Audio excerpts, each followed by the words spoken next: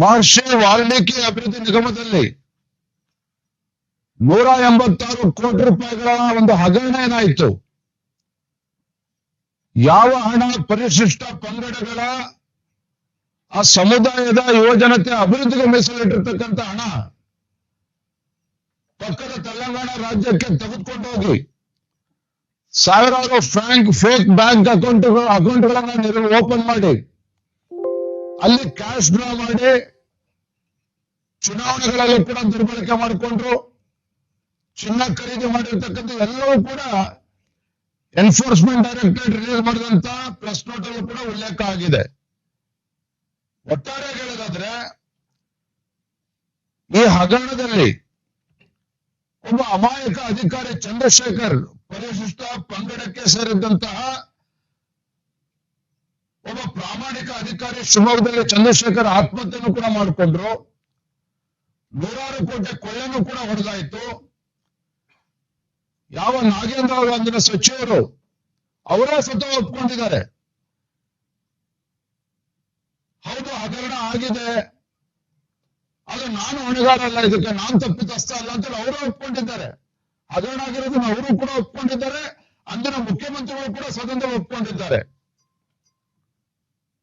ಇವತ್ತು charge sheet ಕೂಡ ಇವತ್ತು ನಾಗೇಂದ್ರ ವಿರುದ್ಧ ಇರುವಂತದ್ದು. ಇನ್ನೂ ಕೂಡ ಅವರಿಗೆ ಕ್ಲೀನ್ ಚಿಟ್ ಕೂಡ ಸಿಕ್ಕಿಲ್ಲ. ತನಿಖೆ ನಡೀತಾ ಇದೆ, ಕೇಸನ್ನು ಎದುರಿಸ್ತಾ ಇದ್ದಾರೆ. ಇದರ ನಡುವೆ ಸನ್ಮಾನ ನಾಗೇಂದ್ರ ಅವರನ್ನ ಸಂಪುಟಕ್ಕೆ ಸೇರಿಸಿಕೊಂಡಿರ್ತಕ್ಕಂಥದ್ದು ಅಕ್ಷಮ್ಯ ಅಪರಾಧ.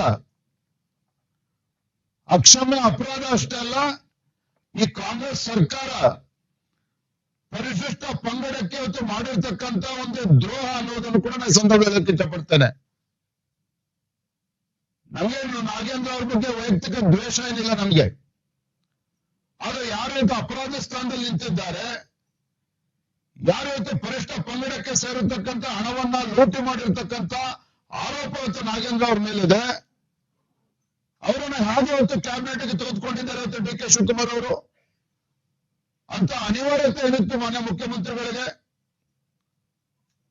ಅಥವಾ ಅಂತ ಭಯ ಏನಿತ್ತು ಮಾನ್ಯ ಮುಖ್ಯಮಂತ್ರಿಗಳಿಗೆ, ಅವ್ರನ್ನ ತಗೊಳ್ಳೇಬೇಕಾದಕ್ಕಂತ ಭಯ ಏನಕ್ಕೆ ನಿರ್ಮಾಣ ಆಯಿತು? ಅನಿವಾರ್ಯತೆ ನಿರ್ಮಾಣ ಆಯಿತು, ಭಯ ಆಯಿತು ಇವತ್ತು.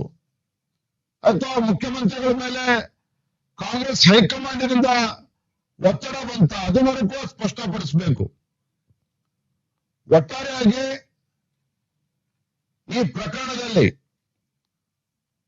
ಪರಿಶಿಷ್ಟ ಪಂಗಡಕ್ಕೆ ಇವತ್ತು ದ್ರೋಹ ಬಗೆದಿರತಕ್ಕಂತ ವ್ಯಕ್ತಿಯ ವಿರುದ್ಧ ಇವತ್ತು ಚಾರ್ಜ್ ಶೀಟ್ ಇದ್ದಾಗ ಅವರನ್ನ ಕ್ಯಾಬಿನೆಟ್ ನಲ್ಲಿ ತೆಗೆದುಕೊಂಡಿರ್ತಕ್ಕಂಥದ್ದು ಅಕ್ಷಮ್ಯ ಅಪರಾಧ. ನಾನು ಮತ್ತೊಮ್ಮೆ ಹೇಳ್ತಾ ಇದ್ದೇನೆ, ಸದನ ಪ್ರಾರಂಭ ಆಗುವ ಮುಂಚಿತವಾಗಿ ಆಗಸ್ಟ್ 13 ತಾರೀಕು ಸದನ ಪ್ರಾರಂಭ ಆಗ್ತದೆ, ಅಧಿವೇಶನ ಪ್ರಾರಂಭ ಆಗ್ತದೆ. ಅದಕ್ಕೆ ಮುಂಚಿತವಾಗಿನೇ ನಾವು ಆಗ್ರಹ ಪಡಿಸ್ತಾ ಇದ್ದೇವೆ, ಮಾನ್ಯ ಮುಖ್ಯಮಂತ್ರಿಗಳೇ, ಇಂಥ ಒಬ್ಬ ಭ್ರಷ್ಟ ಸಚಿವರನ್ನ ಸಂಪುಟದಿಂದ ಕೈಬಿಡಿ, ಭ್ರಷ್ಟ ಸಚಿವನನ್ನ ಸಂಪುಟದಿಂದ ಕೈಬಿಡಿ ನಾಗೇಂದ್ರ ಅವ್ರನ್ನ. ಬೇಕಾದ್ರೆ ಇನ್ನಿಬ್ರು ಪರಿಶಿಷ್ಟ ಪಂಗಡಕ್ಕೆ ಅಥವಾ ವಾಲ್ಮೀಕಿ ಸಮುದಾಯಕ್ಕೆ ಸೇರಿರ್ತಕ್ಕಂಥವ್ರನ್ನ ಇನ್ನಿಬ್ರನ್ನ ಸಚಿವ ಮಾಡಿ, ನಮ್ದೇನ್ ತಕರಾರಿಲ್ಲ. ಆ ಸಮುದಾಯಕ್ಕೆ ನ್ಯಾಯ ಕೊಡಿ. ಆದ್ರೆ ಅದನ್ನು ಬಿಟ್ಟು ಯಾವ ವ್ಯಕ್ತಿ, ಯಾವ ಶಾಸಕ, ಯಾವ ಹಿಂದಿನ ಸಚಿವ ಪರಿಶಿಷ್ಟ ಪಂಗಡಗಳ ಅಭಿವೃದ್ಧಿಗೆ ಮೀಸಲಿಟ್ಟಿರ್ತಕ್ಕಂಥ ಹಣವನ್ನ ದೋಚಿದ್ದಾರೆ, ಕೊಳ್ಳೆ ಹೊಡೆದಿದ್ದಾರೆ, ಅಂತವ್ರನ್ನ ಮತ್ತೆ ಕ್ಯಾಬಿನೆಟ್ಗೆ ತೆಗೆದುಕೊಂಡಿರ್ತಕ್ಕಂಥದ್ದನ್ನ ಯಾರು ಕೂಡ ಇದನ್ನ ಒಪ್ಕೊಳ್ಳೋದಕ್ಕೆ ಸಾಧ್ಯ ಇಲ್ಲ. ಹಾಗಾಗಿ ಮಾನ್ಯ ಮುಖ್ಯಮಂತ್ರಿಗಳಿಗೆ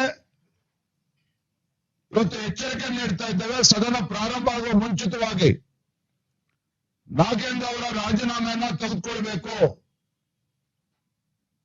ಇಲ್ಲ ಅಂತ ಹೇಳಿದ್ರೆ ನಾವು ಸದನದ ಹೊರಗಡೆ ಮತ್ತು ಸದನದ ಒಳಗಡೆನೂ ಕೂಡ ಎಲ್ಲಿಯವರೆಗೂ ನಾಗೇಂದ್ರ ಅವರ ರಾಜೀನಾಮೆಯನ್ನ ಮಾನ್ಯ ಮುಖ್ಯಮಂತ್ರಿ ತೆಗೆದುಕೊಳ್ಳೋದಿಲ್ವೋ ಅಲ್ಲಿವರೆಗೂ ಕೂಡ ಭಾರತೀಯ ಜನತಾ ಪಾರ್ಟಿ ಹಾಗೂ ಜೆಡಿಎಸ್ ನಾವಿತ್ತು ಸದನದಲ್ಲಿ ಇದನ್ನು ಹೋರಾಟ ಮಾಡ್ತೇವೆ, ರಾಜೀನಾಮೆಯನ್ನ ಪಡೆದುಕೊಳ್ಳೋವರೆಗೂ.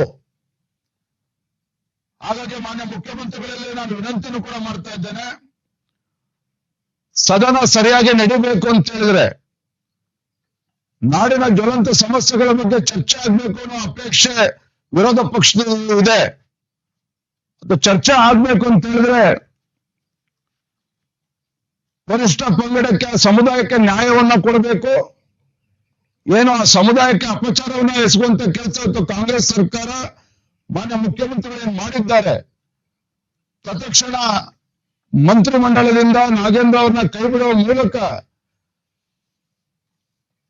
ಆ ಸಮಾಜಕ್ಕೆ ನ್ಯಾಯ ಕೊಡುವಂತ ಕೆಲಸ ಮಾನ್ಯ ಮುಖ್ಯಮಂತ್ರಿಗಳು ಮಾಡಬೇಕು ಅಂತ ಹೇಳಿ ತಮ್ಮ ಮುಖೇನ ಇವತ್ತು ನಾನು ಆಗ್ರಹವನ್ನು ಪಡಿಸ್ತಾ ಇದ್ದೇನೆ.